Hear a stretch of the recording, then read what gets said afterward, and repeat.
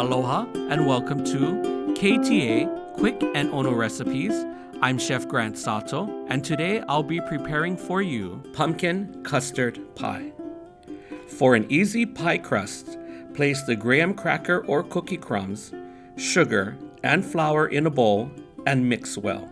Drizzle in the butter and mix until small lumps form. Place the crust mixture into your baking container and press down just enough to form a flat surface.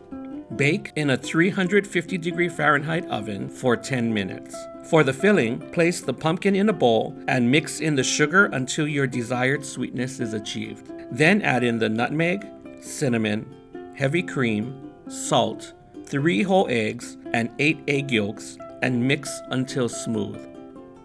Place the mixture into a prepared 9-inch pie crust and bake at 325 degrees Fahrenheit for 30 to 40 minutes, making sure that the center of the product does not jiggle or looks liquidy. Chill after removing from the oven and enjoy.